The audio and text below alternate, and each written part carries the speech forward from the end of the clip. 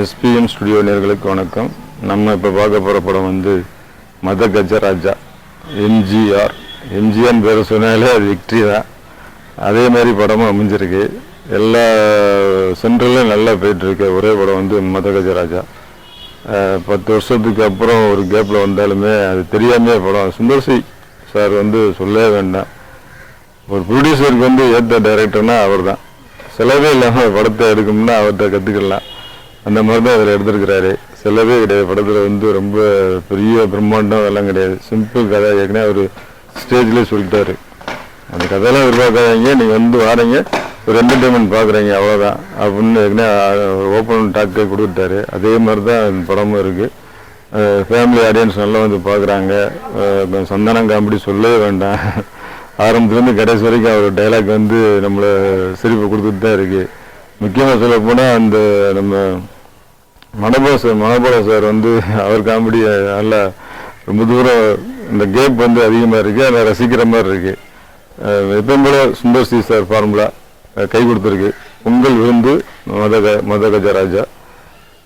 Vijay Antony sir சொல்ல நான் சிக்குப்புக்கு ரயில், அந்த பாட்டு சிக்குப்புக்கு ரயில் சேலம் அந்த பாட்டு வந்து ஹிட்டு. அது மாஸ் ஹிட் ஆகி போச்சு.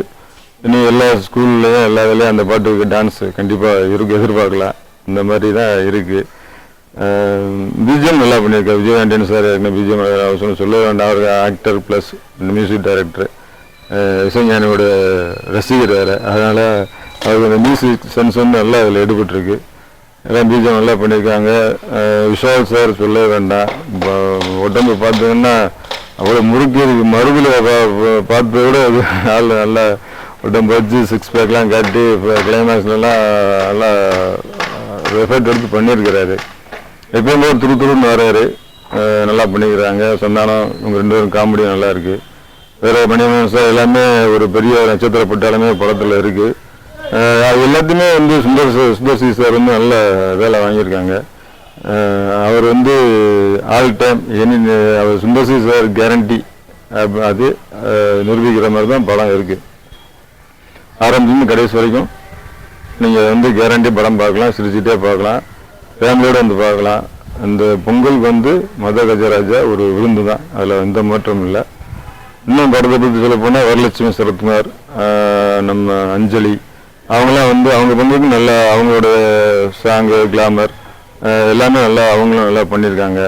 எந்த லாஜிக்குமே நீங்கள் எதிர்பார்க்க வேண்டாம். படத்தில் வந்து நீங்கள் அப்படி இருக்கும் இப்படி இருக்கும், ஏதாவது ஒரு சென்டிமெண்ட் இருக்கும் அப்படின்னு நீங்கள் நினச்சலாம் நீங்கள் யோசிக்கவே வேண்டாம். குடும்பத்தோடு வாங்க, லாஜிக்கெலாம் படம் பாருங்கள். ஏற்கனவே சுந்தர்சி சார் அதான் சொல்லியிருக்கிறாரு, லாஜிக்கே பார்க்காதீங்க, படம் வந்து நீங்கள் கண்டிப்பாக ரசிப்பீங்க அப்படின்ற மாதிரி சொன்னது செஞ்சு காட்டியிருக்காங்க. கண்டிப்பாக வாங்க, ஃபேமிலியோடு வந்து கொண்டாடுங்க பொங்கலை. தேட்டரில் வந்து மொபைல்கள்லாம் பார்க்காதீங்க, கண்டிப்பாக தேட்டரில் வந்து பாருங்கள். நன்றி.